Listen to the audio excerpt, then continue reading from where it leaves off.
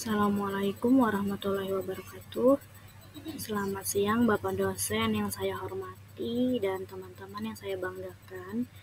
Di sini kelompok kami akan membahas tentang investasi dalam keuangan syariah yang beranggotakan 2 orang, yaitu saya sendiri Anis Fitriani dan teman saya Reksa.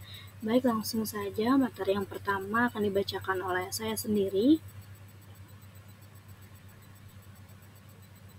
Apa itu investasi dalam keuangan syariah? Yang kita tahu bahwa Islam itu pasti berpedoman kepada syariat Islam, hukum Islam, dan segala sesuatu itu diatur melalui syariat-syariat Islam. Investasi yang dilakukan dengan prinsip-prinsip Islam yaitu menghindari dari riba dan bisnis yang tidak sesuai dengan syariah Islam. Baik, slide yang selanjutnya. Materi yang kedua yaitu materi selanjutnya prinsip-prinsip investasi syariah. Investasi yang dibolehkan syariat Islam dan melarang kegiatan yang bertentangan dengan prinsip syariah yaitu ada prinsip syariah. Yang pertama maisir, di mana kegiatan perjudian itu kegiatan menang akan mengambil taruhannya. Contohnya itu bermain kartu dengan uang. Lalu yang menang akan mengambil semua uang tersebut. Dimana yang menang kedua adalah goror. Terus ketidakpastian akad, kualitas, dan adalah ketidakcontohnya itu menjual hasil ikan di laut tanpa memastikan berapa jumlah atau kualitas yang didapat. Yang ketiga adalah kualitas yang didapat. Riba ini adalah pertukaran barang, yaitu tambahan dalam pertukaran barang atau imbal atau sebagai imbalan utang sebagai imbalan waktu. Contohnya di mana uang 1 juta lalu membaliknya sejuta 200, di mana 200 tersebut adalah riba. Terus jual beli barang yang tidak sah karena tidak sesuai dengan rukun dan syariat jual beli yang contohnya itu jual beli minuman keras dan hasil curian. Terus yang contohnya itu jual beli minuman keras dan yaitu jual beli barang yang belum dimiliki. Contohnya itu menjual mobil yang belum dibeli dengan transaksi dan akad jual mobil yang belum dibeli. Terus yang keenam ikhtikar ini adalah menimbun barang pokok yang dijual dengan harga lebih tinggi di kemudian hari. Menimbun barang contohnya itu dijual dengan harga membeli beras dengan jumlah banyak atau yang besar kemudian harinya untuk dijual lalu menjualnya pada saat harga melonjak contohnya itu karena kelangkaan saat barang membeli beras dalam jumlah yang besar atau yang banyak. Materi selanjutnya lalu menahannya untuk dijual saat itu. Materi selanjutnya prinsip-prinsip investasi syariah. Terus investasi yang dibolehkan syariat Islam dan melarang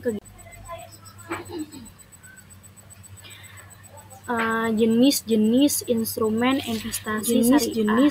Yaitu ada 3. Yang pertama saham instrumen syariah. Apa sih saham syariah? Itu ada 3. Yang pertama saham adalah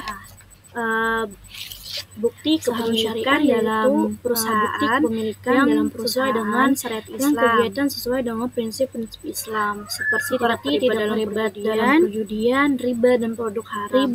Saham syariah ini juga diatur melalui akad musyarakat dan mudharabah. Terus yang kedua adalah sukuk, di mana sertifikat kepemilikan aset yang digunakan untuk pembiayaan usaha halal. Terus yang ketiga adalah reksa dana kepemilikan aset yang digunakan untuk pembiayaan usaha halal. Syariah ini adalah jenis investasi yang dikelola dengan reksadana syariah ini adalah Islam. Jenis investasi tidak melibatkan riba atau investasi pada industri tidak melibatkan riba atau melibatkan pengawasan Dewan Pengawas Syariah serta melibatkan pengawasan dari Dewan Pengawas Syariah. Baik, materi selanjutnya yaitu analisis investasi syariah. Apa sih analisis investasi syariah itu? Investasi syariah memastikan syariah ini memastikan kita melalui untuk langkah-langkah kepatuhan pada prinsip sektor dan keuangan. Dimana perusahaan langkah-langkah yang pertama bergerak di sektor dan keuangan tidak terkait memastikan perusahaan bergerak di perjudian dan riba dan memiliki struktur keuangan yang sesuai dengan syariah dan memiliki struktur keuangannya dari bunga sesuai dengan syariat Islam. Tidak terlalu banyak kedua analisis yang kedua analisis fundamental memiliki kinerja keuangan dan resiko keuangan untuk memastikan nilai investasi. Terus yang ketiga analisis adalah analisis teknikal. Analisis teknikal ini adalah untuk mengidentifikasi tren pasar dan menentukan waktu yang tepat untuk membeli atau menjual atau membeli barang. Terus yang keempat taskia keuntungan. Terus yang keempat taskia mensucikan keuntungan dari pendapatan yang haram seperti bunga dengan cara menyumbangkan. Terus yang kelima fatwa dan pengawasan dewan syariah. Fatwa dan dewan melakukan audit berkala. Mereka ini memastikan melakukan audit berkala untuk memastikan kepatuhan terhadap manajemen risiko pasar. Mengelola risiko pasar dengan cara yang sesuai dengan manajemen risiko pasar, menggunakan risiko pasar dengan cara yang sesuai dengan spekulasi seperti maisir, menggunakan instrumen seperti selanjutnya dan dihindari dari spekulasi seperti maisir. Baik, materi selanjutnya akan disampaikan oleh teman saya.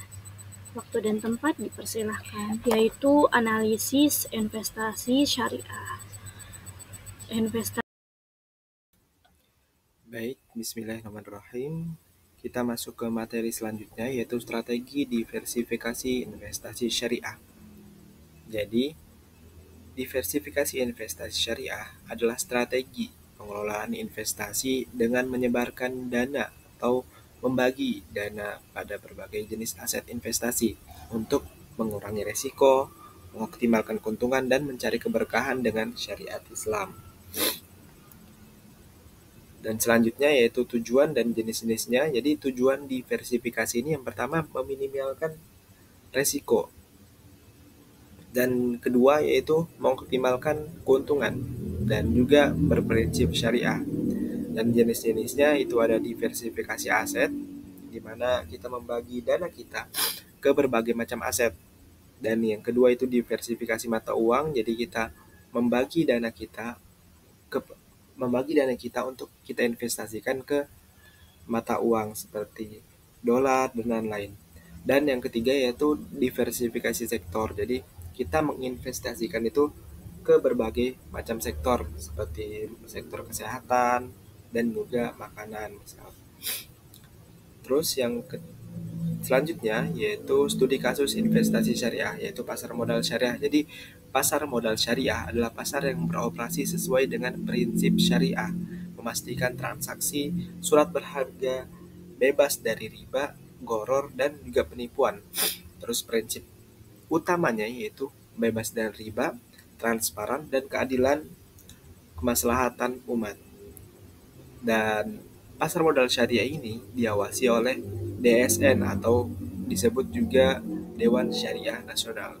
Dan perkembangan pasar modal syariah itu diminati masyarakat muslim dan juga non-muslim dan dukungan dari investor asing. Dan pertumbuhan ekonomi syariah dan return saham juga meningkat karena banyak peminatnya. Karena Bursa Efek Indonesia pada saat itu menginformasikan atau membuat sesuatu agenda, yaitu memasarkan pasar modal syariah kepada investor-investor yang membuat mereka tertarik, dan imbasnya itu pertumbuhan ekonomi meningkat, pertumbuhan rekening meningkat, dan juga return saham juga meningkat. Dan selanjutnya yaitu peran teknologi dalam investasi syariah. Peran teknologi yang pertama yaitu pemantauan kepatuhan syariah.